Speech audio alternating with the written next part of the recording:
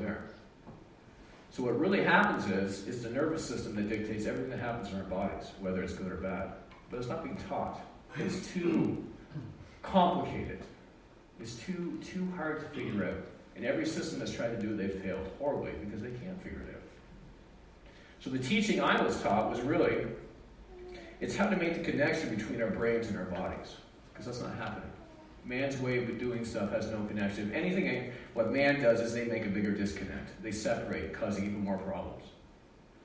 And an analogy of this would be, if we look at water. Water in its natural state, how God intended it to be, does three very unique things. It moves. Okay? Water is always moving. And the reason it moves is this. Every time it moves, chemical wave crashing back and forth, it charges itself. It's a battery that's constantly charging. Back and forth. And as it moves back and forth, the second thing it does is it purifies itself. It cleans itself. And the third thing is that water has a memory. That's a dangerous thing. It has a memory, right? Now, if we look at man's version of water, man realizes that, well, we need water. And so they compromise the whole fact of it. So now they put water into what? Holding tanks, into pipes where water can no longer move. If water sits in a tank for a long period of time, what happens to it, Paul? It goes bad, right? It gets stagnant. It starts getting bacteria and stuff that grow on it. So then, man knows this again. So what do? They put chemicals in it. They put chloride in it. They put fluoride in it to mask the fact that these bacteria are growing in water, and then they'll filter it after that. Now, this is where memory comes in. Even though it's filtered, the water still remembers. That's in there. So they can filter it out into microscopic sized particles that you can't see, kind of like they do with cancer, right? They shrink cancer down, and all of a sudden they give you, okay, you're cancer-free now. Well, unfortunately, that's not the case. It's small enough that you can't see it, but it's always present. Okay? So man's version of water now is this dead water. It's not the same. As a matter of fact, studies have been shown that when we actually drink water from a river that's actually flowing, our cells open the cell wall and pull the water inside the cell.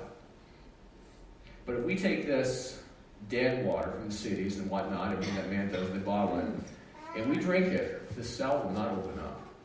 It wants nothing to do with it. It won't touch it. See, it knows. We don't, but it knows. But this is how man has corrupted our bodies. They're telling us that we need to move a very specific way, but it's compromised. It's not right. Have you ever seen a system, Jason, you've trained before, right? Anybody that's ever trained before, you ever seen a system that taught you how to breathe? Mark, have you? Yeah? Okay, interesting. I don't want to tell you where. Okay. So you've seen a system that taught you how to breathe. I may jump into that a little later with you. Have you seen a system that taught you how to stand? Anyone? No? Maybe military? Yeah? How to sit? How to walk? Okay? So these four principles are what gives us longevity, gives us health, but they're not being taught. And if they are being taught at all, it's very microscopic versions of what's happening. Okay? First of all, breathing, it would seem to be very, very minimal, right? We all breathe, so supposedly how can you get that wrong, right? I mean, we're breathing, so we're living. But Olivia's not here, right? That's your mom. Okay. So if you look at a baby, and anybody that's ever had a baby, you watched a baby breathe, Jennifer. Have you ever seen a baby breathe to the chest? They're always going to the stomach, right? Have you ever seen a baby go to the chest? It won't happen. Never happen. And when a baby has a really bad cold, bad enough to the fact that they almost can't breathe, you'll see them actually blowing bubbles out of their nose, right? You'll never, ever see them going to the mouth. You see where I'm going with this? Right? And if we look at movement, yet again, when it comes to toddlers and whatnot, when they move, you'll never, ever, ever see a baby pivot at the hip to pick something off the ground. Am I making this up? You won't see that, right? So by God's design, this is the perfect design. At the ages of infancy to age 4, they move perfectly. They're perfect. They breathe perfectly. They move perfectly. They walk perfectly. Same thing. When you see them walk, or when they're standing, I guarantee you, you're going to see this. Straight lines. I don't think you're ever going to see this. No. Right? You're ever going to see a locked knee? No. Not going to happen. Right? They're God's perfect design. They move by God's creation, actually. They're moving exactly as they're designed to move, from reflex arcs to reflex patterns. But remember how I said that from the age of infancy to age 4, they move perfectly. Well, then what happens after age 4? Something happens. So these perfect vessels, they're also walking camcorders, right? And what they're filming is us. We're not perfect. We don't breathe perfectly. We don't stand, sit, or walk perfectly. So even though they were perfect, now they're watching what we're doing, and they want to do what we're doing. So after the age 4, they start doing that. They start marrying us. And now they have the same complications we have. So you can thank your mom and dad.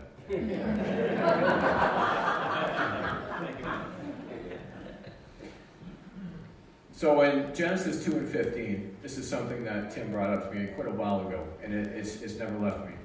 And in Genesis 2 and 15, I don't know if the Bible on me, but I'm not going to quote it. Oh, here you go. So the Lord took the man, which be Adam, and put him into the Garden of Eden to dress and to keep him. Now, when I read this the first time, I couldn't stop playing with it, just over and over and over again. It just kept going over and over again. So I started thinking, the average person that read that, they'd let it go. Okay, so he was made to be a gardener. Okay, well, good for that. But you have to look deeper into that, okay? Because at this point, when God created Adam, there was no sin yet. Adam did not commit a sin yet. So that would mean he was still in the garden. He wasn't kicked out. He didn't have to labor over the earth and the soil because there were no weeds. So then why at the start of the game would he have to dress and keep a garden that had no weeds? As a matter of fact, there would be nothing that had to be sowed because everything was already grown. So you got to look deeper into that. It was a foreshadowing of things that would happen. And if you look deeper into that, you understand that that garden is us. That's our bodies. So as soon as God created us, we had a responsibility given over us to dress and to keep the garden, our bodies. Now, if you look up dress, which is kind of interesting what dress means, it means to control. Control. And of course, if you want to control something, and you spend all that time and blood and sweat on something, you definitely want to keep it. Okay? So the whole point of why I'm here is to basically show you that in order to dress that garden and to keep that garden, there are 4 things we have to learn to do again. We have to learn to breathe again. This whole room, I don't know how many people are here, let's say 60. If I was to assess everyone here, even the ones that are coming to me at this point probably are not breathing correctly. Do you agree, Darlene? Amen. There's a lot more to breathing than you think. These other systems, like probably yoga or Pilates, they have a form of breathing. But if you actually understood how you should be breathing, you'd be floored. Because it's actually work. And it would be a lot of work. Darlene's found out this, Paul's found out this. Matter of fact, I had Paul in, a month ago, right? I haven't seen Paul for a while. And I assessed Paul, and Paul did quite well. But there was one point that Paul needed to work on, actually a very big point, because it's the number 1 key to actually gaining control of that garden again, is breathing. That's where Paul fell apart. Okay? So why is that so important, though? Why would oxygen, or breathing appropriately, be the first key that would have to happen out of those 4? So, without oxygen in the body, the muscles, they're locked like this. They can't do this. They can't open and lengthen. You see, a strong muscle is long. A short muscle is a grenade that you pull and you're doing this. Oops, no, not yet. Oops, oh, I'm all right. It's just ready to blow, right? And if we look at that, and look at exactly how the human body runs, it runs on oxygen. Every system in the body, all these microsystems in the body, the kidneys, the lungs, the heart, the brain, they run on oxygen. But if you look at most people, Don't look at your neighbor or anything, but if you looked at people in general, and you watched how they breathe, especially after this, you're going to understand something. Everyone you're going to see is going to use only the top third of the lungs. When they breathe, you're going to see this. It may be more subtle, but this is what's happening. We're only using the top third of our lungs. It's a dangerous game. So that means the other 2/3, you're not using it. And the nervous system is a very, very, very intelligent system. It's also a very lazy system. So when you don't use something for a period of time, it figures that you don't need it.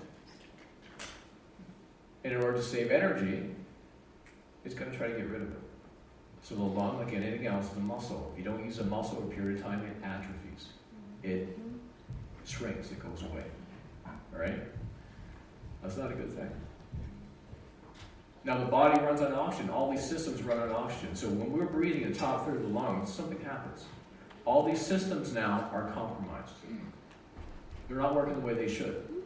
So that means there is a battle royal occurring in your body with all these systems fighting whatever oxygen is available.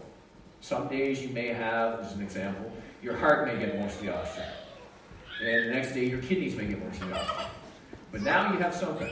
You have an inconsistency and an unpredictability through your whole life. And this is our day and age. We're not consistent, we're not predictable.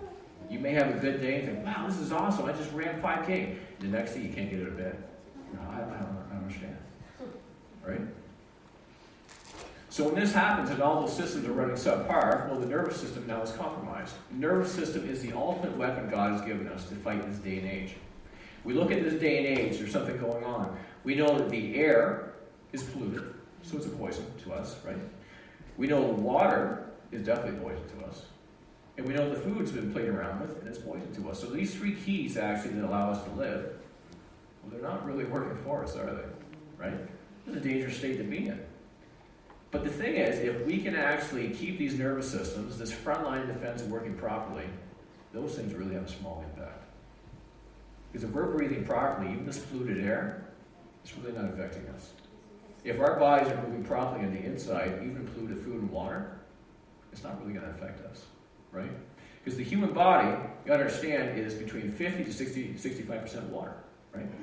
Water, as you know, is constantly, well, real water is constantly moving.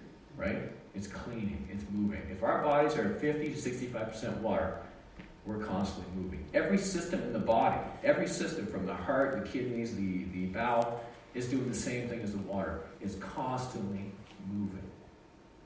Right? As long as it's moving, it's getting rid of toxins. It's doing what it's supposed to do. But oxygen is required to have it move. Now, example, what's going to happen is if the systems aren't working properly, if we take the bowel, it is compromised because the oxygen's not there. So the bowel's not working properly. It's working at maybe 50% now what it should. So 50% what it should. So when you're eating foods that you would normally eat, you can't break it down. You can't metabolize those foods properly anymore.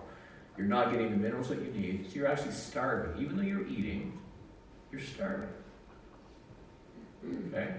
And all of a sudden, over time, you're going to find that these foods that you've eaten, well, your body begins to not tolerate it very well. We have all these food intolerances jumping up left and right. Right? We go to our so-called experts, and they're going to tell you this. Well, we ran these tests, and, well, you can't eat this. And you can't eat that. And eventually what you can't eat is ice and water. So congratulations on that. Okay? But the problem with that is they're basically taking responsibility away from you. Okay? It is your issue. They're not helping you by doing that. And the issue is simply, it's your nervous system. It's not, there's something happening in your nervous system where communication with the body is no longer there. There's a disconnect going on. And as long as that communication is lacking, it's not going to improve. If anything, it's going to get worse, right? As the distance improves, it gets worse. So then we go further from there. The bowel needs to eliminate all the waste that the body doesn't use. So it takes the food, it breaks it down, whatever's left, it needs to get rid of. But if it's compromised, it's working at 50% of what it should, well, now you're not actually getting rid of all that waste. And it's building, and it's festering. And so when that becomes toxic, all the neighboring systems become toxic too. Everything's compromised now. and it opens a pretty ugly door.